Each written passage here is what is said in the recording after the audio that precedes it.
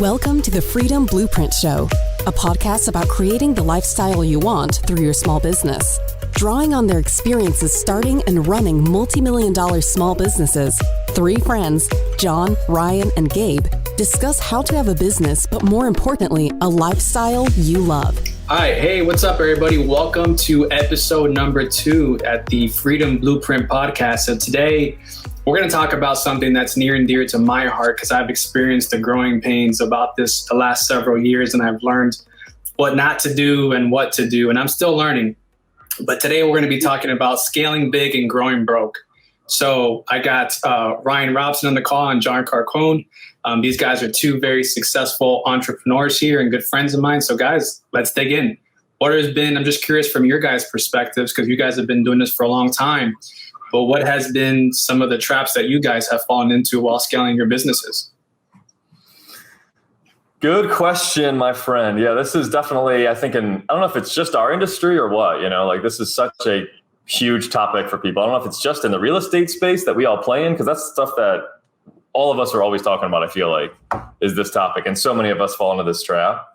So I'll talk about my experience, just a little bit on it. So I was like a one-man show for a super long time. It was just like 4-hour work week style, where it was just like me and a bunch of virtual assistants from 2011 when I first got started all the way through like 2016. And it was a lifestyle business. There's like the lifestyle and there's the enterprise way to run a business. Mine was lifestyle.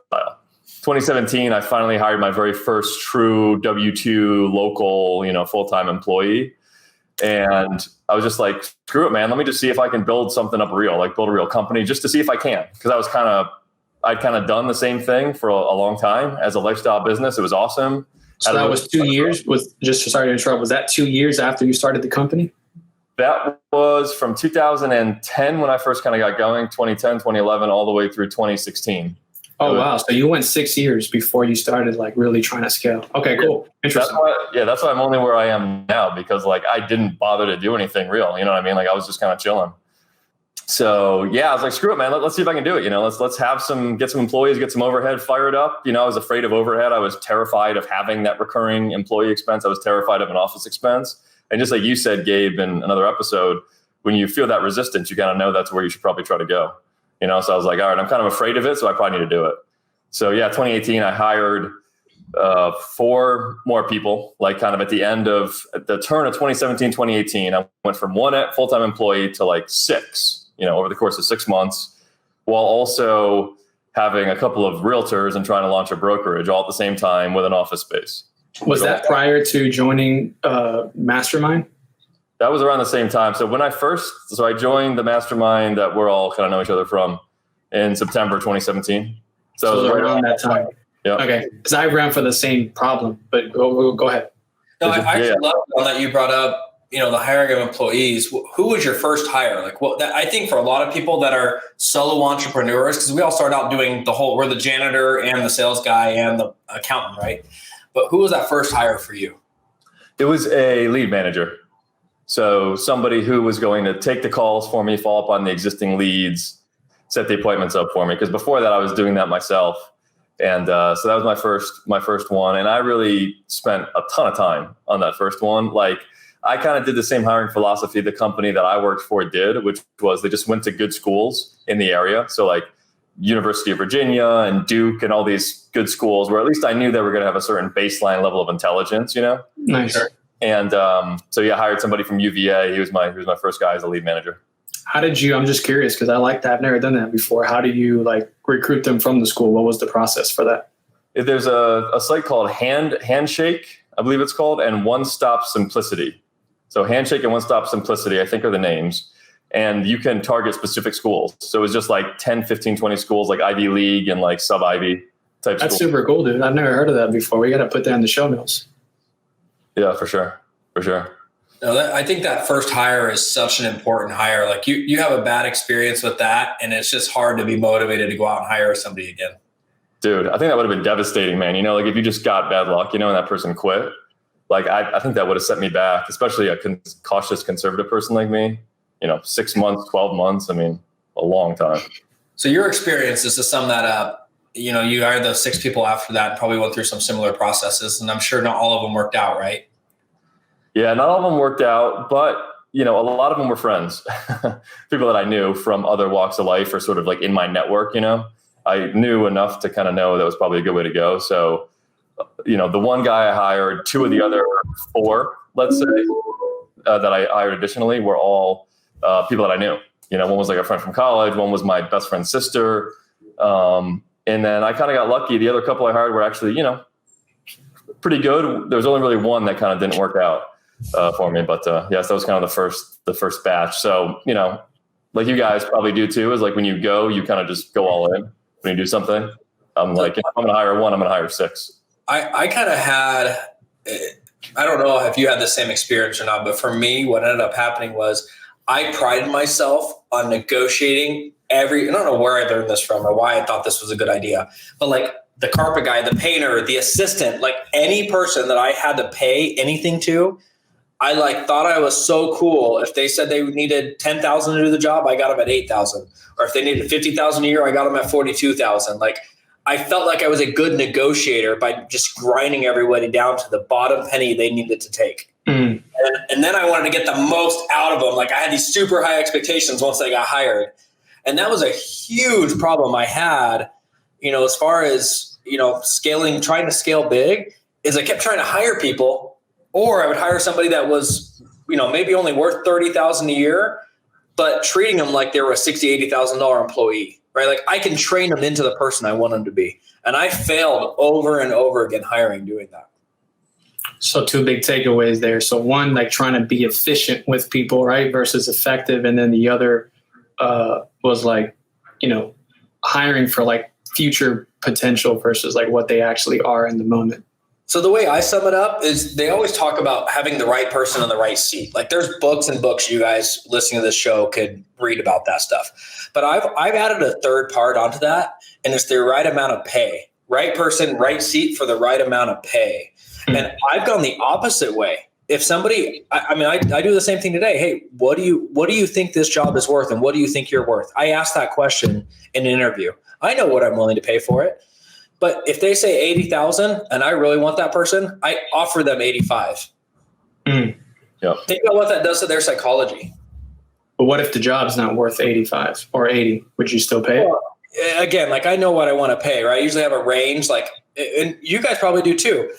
Saying that a marketing job, right? If you're hiring a marketing director and I want to pay 80 grand a year, that's a really dumb thing to say. You need to say, I'd be willing to pay between 75 and 100 for the right person. Right. So you get a range of people coming in. Yep. And if I find the perfect person, I'd pay 100. If I don't, I pay this. And I go into interviews like that. And when I find the right person, if that same guy tells me he wants 200 grand, probably not going to work out. Right. But if he tells me he wants 110 and he's really, or he or she are really the right person, they're worth it. I might pay him 115, even though it's 15 grand over my budget. The psychology behind I'm willing to pay you more than what you're even asking for shows them that I'm investing in them. Right. Yep. And you're also just giving them one less reason to be dissatisfied once they take the job too, right? Like there's a lot of reasons why somebody cannot like their job. The expectation wasn't set right during the interview process. They didn't know what they were getting into.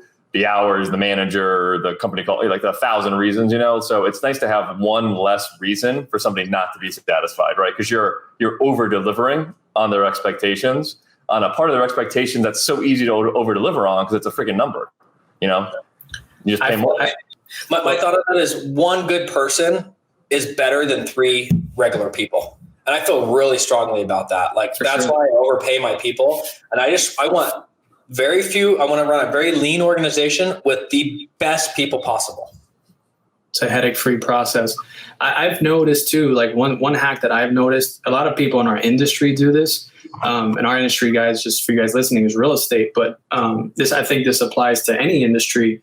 Is we're predominantly a marketing and sales organization, and so we're hiring a lot of salespeople for our business. And I've seen time and time again, like the typical advice you hear in public and in mainstream forums is like, yo, just hire people 100% commission. And I found that like from an attraction standpoint, when you're trying to attract great people to you, you get the bottom of the pit when you're looking for 100% commission people. Like you get the shit of the shit, you know. My thought process has always been like, let me figure out what the salary pays for this thing, and then let me beat it, you know, so that way I can attract the best fish in the pond for what I'm looking for, you know. 100%. Yeah, it sounds like we all kind of have that philosophy, because it's the exact same for me, just like you said, Robeson, where like I want to have just the smallest number of people that I can who are the most effective they possibly can be. And I intentionally overpay as well. And I'm happy to do it, you know, because a 30% better or 50% better employee, they can be easily 50% better or 100% better. And maybe you're only paying 5 or 10% more, you know? So yeah, that's the exact same philosophy. So one thing I want to get into, John, so back to your thing. So I think this is really important for people to get in the call, but what was the mindset behind scaling? Because I think this is where a lot of entrepreneurs get into trouble. And I found this for myself too.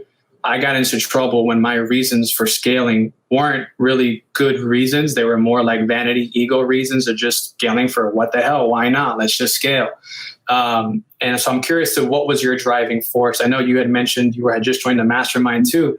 And I had a similar experience because when I joined when we joined that mastermind too, like I see all these guys in these rooms doing like all these big numbers. And I'm like, shit, if all these guys could do it, I could do it too. Let's just bring people on and let's just start running the engines up, you know? And I found that to be a horrible mistake on my end. I could talk about that more later, but just curious about your experience with that. Yeah, same, man. You know, I think similar. I think the initial driving force and why I even joined the mastermind was it was an internal thing. It was to see if I could do it, just prove to myself that I could do it, that I didn't not do it because I was scared. I think that was the main driver for me, is I just want to know that I'm not doing that just because I'm afraid. So I had to just have that self-proof thing. And then certainly, Gabe, like you talked about, I joined that mastermind, and then you see all these guys that have these teams and these organizations, they're doing hundreds of deals a year. And I'm like, oh, they must be netting millions of dollars a year. They must be, right? I mean, I netted 7 figures the year that I netted 7 figures the year that I joined in 2017 with one FTE, one full-time employee that started second half of the year. And I'm like, man, these guys must be netting like $2-3 million bucks. So it was, you know, so that also is what drove me as well. So it was like the self-proof thing, just to prove to myself, kind of got me started. And then it was like, I want millions, baby. And, you know, obviously, as we all kind of have learned over the years, it doesn't quite work that way. It doesn't work that way.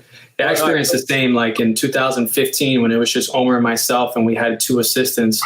We did 1.2 million that year in gross, and we kept like 60% of that to the bottom line.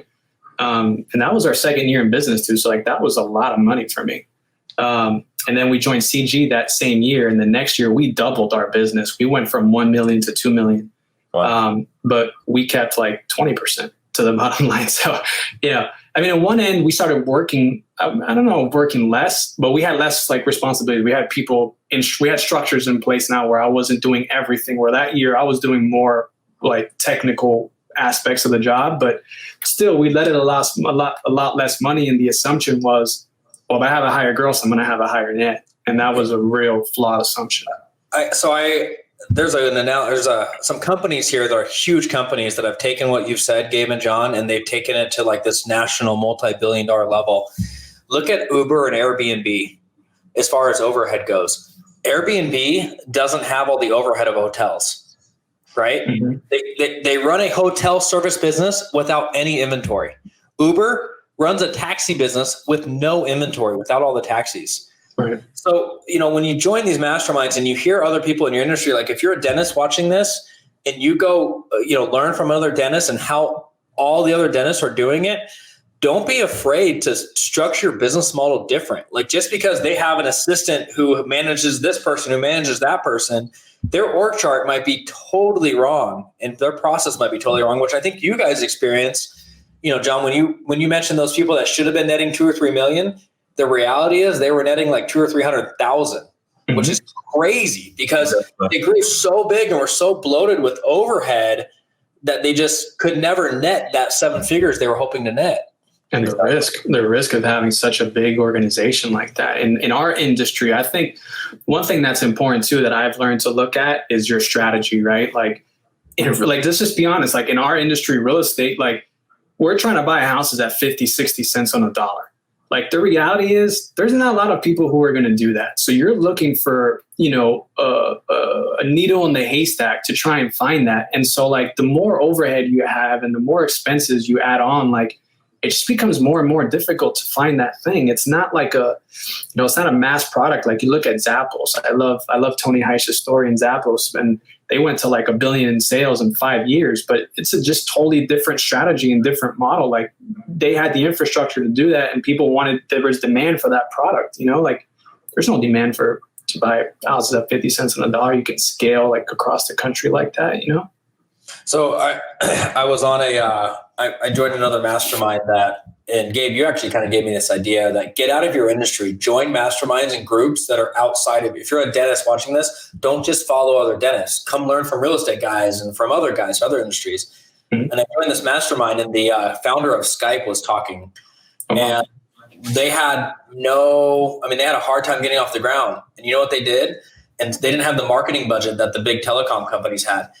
They created this button that said, recommend Skype. And when you clicked on it, it automatically pulled up your Outlook and emailed all of your contacts that says, I'm using Skype, you should too, or something to that extent. And they went viral just with that one idea.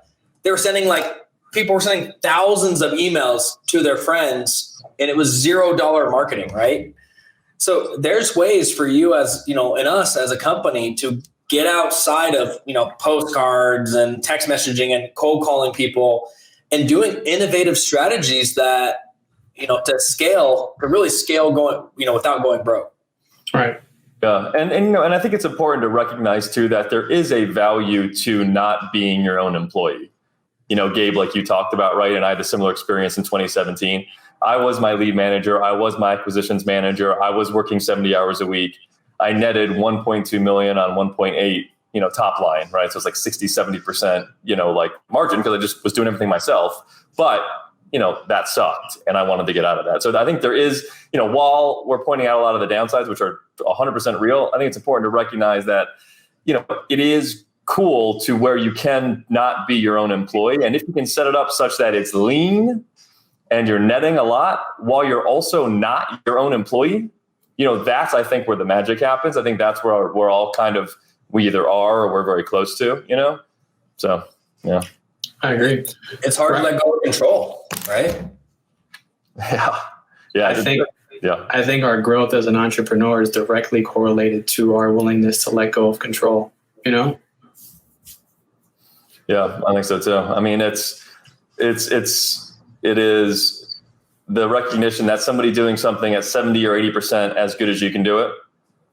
That's totally fine. So for me, it was resetting my expectations, right? When I thought I need somebody to do it as good as me, it was brutal, especially for a control-oriented, cautious personality type like I am. It was brutal.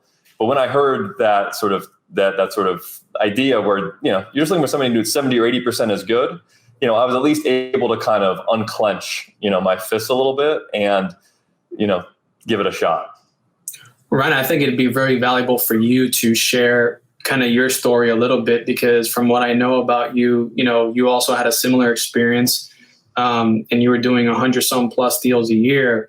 And then you pretty much got your real estate company to do like 50 deals a year, and you downsized and just had like 2 or 3 people, if I'm correct.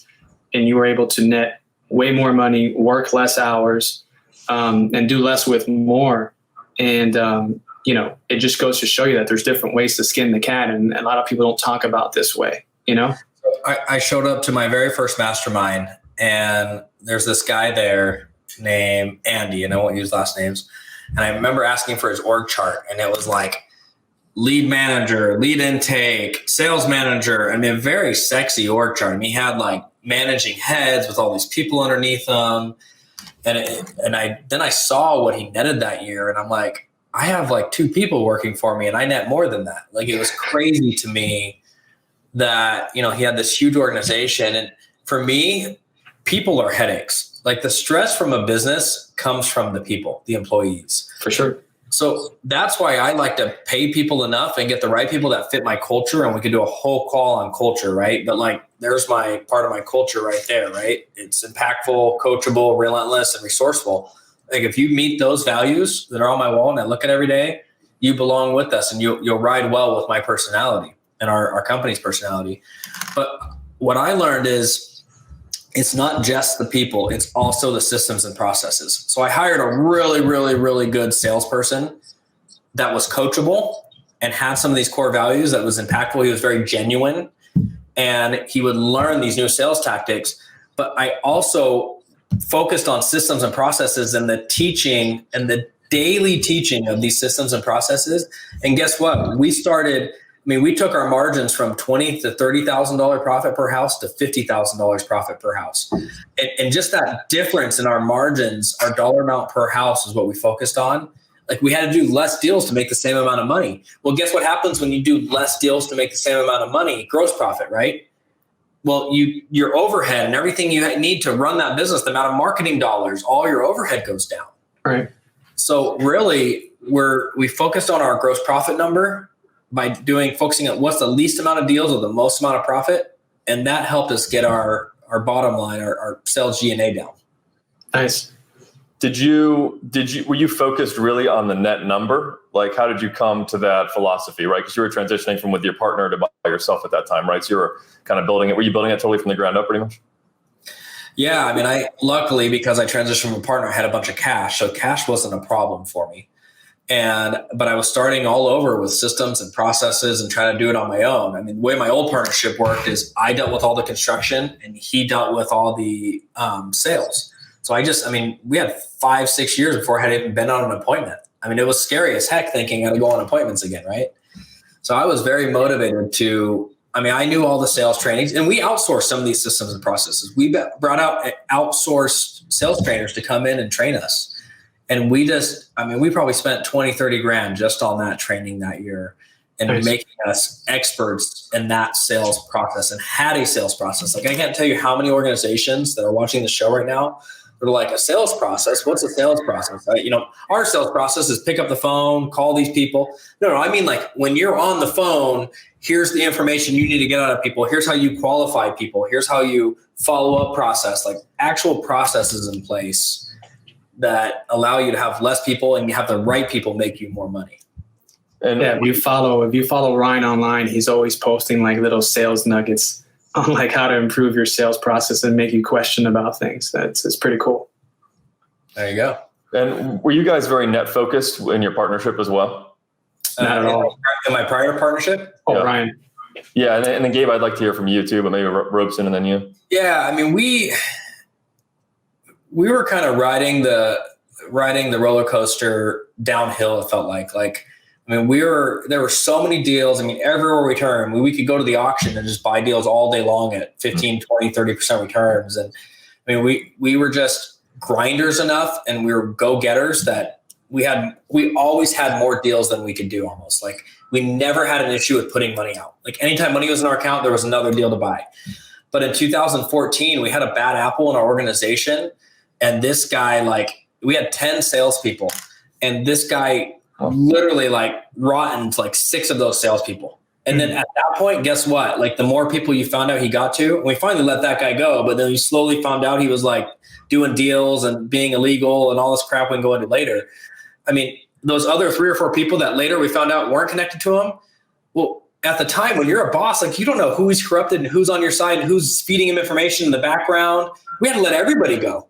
I mean, this one guy took our whole sales organization. So at that point, we went from netting $2 million a year in 2013 to netting $400,000 a year in 2014. Now, $400,000 sounds like a lot of money to you guys listening, but I promise you, when you go from 2 to 400, it's a big freaking drop, man. That's scary as hell. So it got our attention pretty fast, and we started okay, we're not riding this roller coaster down anymore. We got to start climbing back up and figure out how to put a real business in place. Right.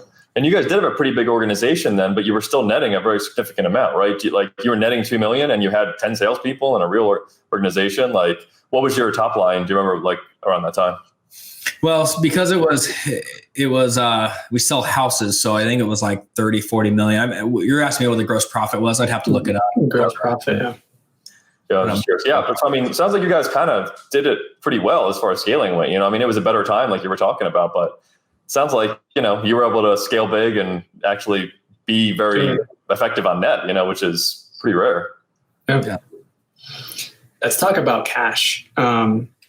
You know, this is my first rodeo as far as this company that I built, that Omar and I built. And, you know, I didn't have the background that Ryan had, you know, auditing all these companies and like seeing the financials in companies and all that stuff. And honestly, I didn't really know anything about finance when I got into the business. So like when we scaled, man, we were just pouring gas into the engine. And what we started finding out was you can lose cash pretty quickly, especially when you're carrying inventory. And before you know it, you have debt service to pay on the inventory. And your bank accounts just get really, really slim. And your cash flow gets decimated. And it can destroy a business like that, you know? So just curious on what your guys' take is on that, and how do you, you know, protect cash? How do you, you know, mitigate risk and deal with these things that really, you know, probably kill more businesses than anything else, you know?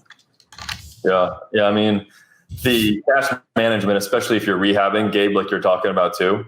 So the way that I did it, I just set up 2 bank accounts. I set up one that was for the properties that I was buying and selling, and another that was my overhead. That was everything else. And I made sure that I had at least, you know, let's call it 500 grand in my house purchase one, and at least 250 grand, let's call it, in my overhead one at all times. My overhead was $100,000 a month, especially in like 2018. It's a little bit lower now, but still close.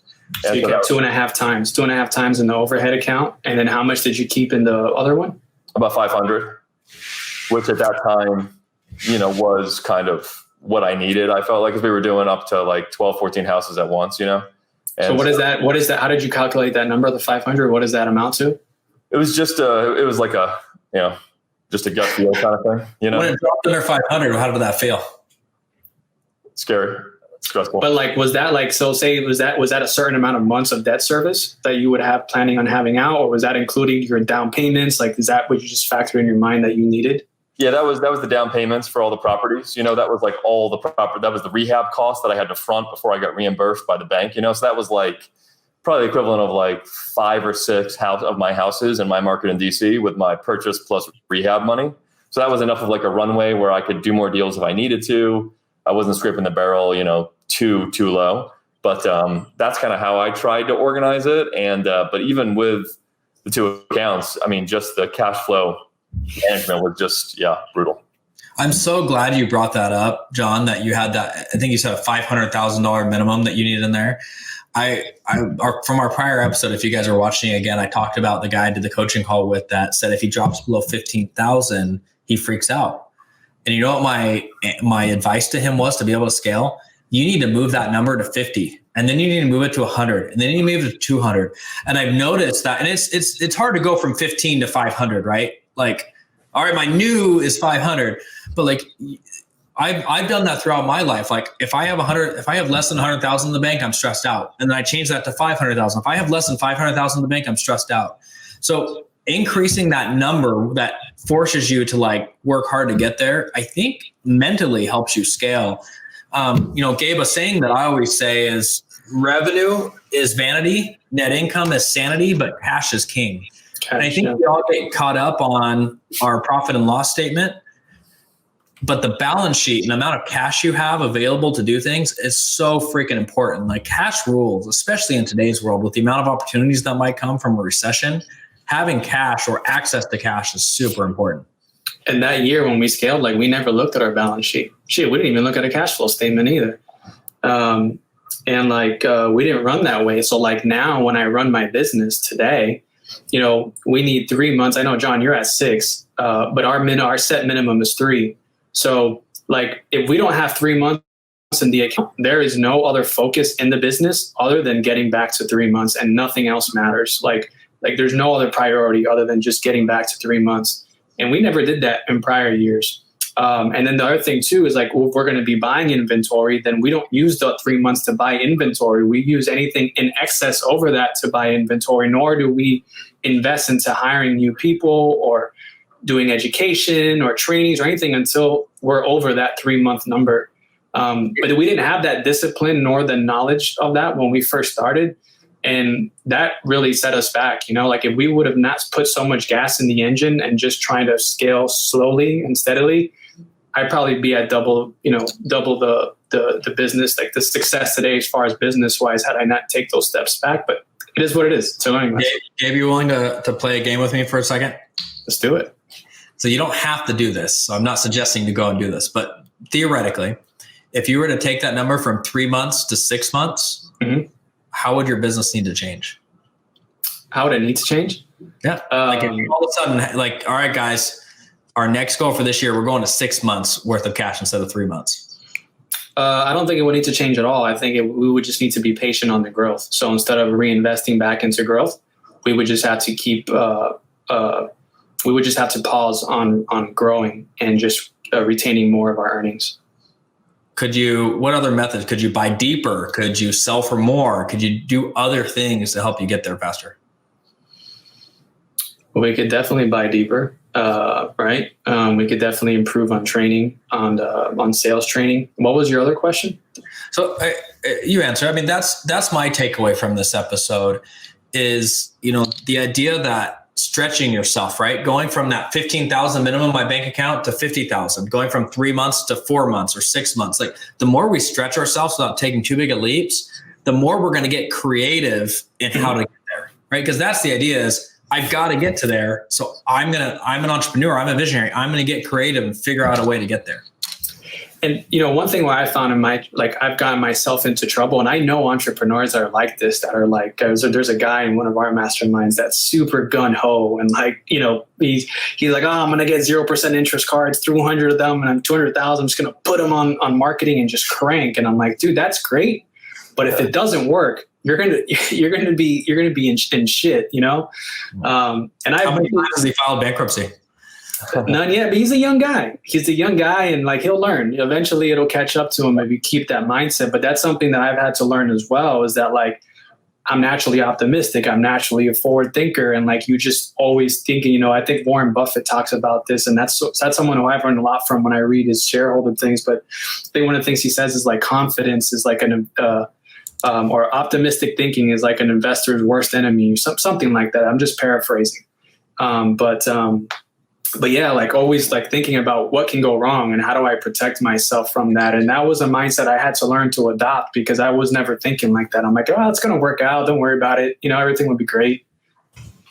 Yeah, absolutely, man. Yeah. I mean, I think that the financial discipline is, I think, kind of what we're talking about. And there's a little bit of sophistication involved in some of this stuff as well. So I think this was a good kind of primer to this. I think this is a topic that we can talk about quite a bit longer, than we have. And I think we should revisit, and there's a lot of different angles that we should. But I think the sophistication, having a little bit of it, just enough to know you have to manage not just your sort of profit and your bank accounts, but you have to actually have sort of margin of safety, dollar amounts, and just having that discipline to actually stick to it, even when you've got that sweet deal that's going to take you underneath your threshold, right? I mean, how hard is it to turn that down? It's hard, especially for me. It's incredibly hard. Absolutely. I can't even have, I know myself, on my personal side. So I have index funds where I put the money away, because if it's liquid and I can access it, my mind just wants it. It would just grab it if there's a good opportunity. But if it's invested in something, then the pain of getting it is more, and it prohibits me from trying to grab it. So I have to have certain hacks like that to control myself, Yeah. There's a lot there, hiding it from yourself, that I think we should talk about in future shows as well. So, I think this was a, good kind of primer on it, and, definitely a fertile field to till in the future. So thanks guys. Cool. All right, guys. Well, we'll see you in the next episode. Yeah. Looking forward to it. See you next week.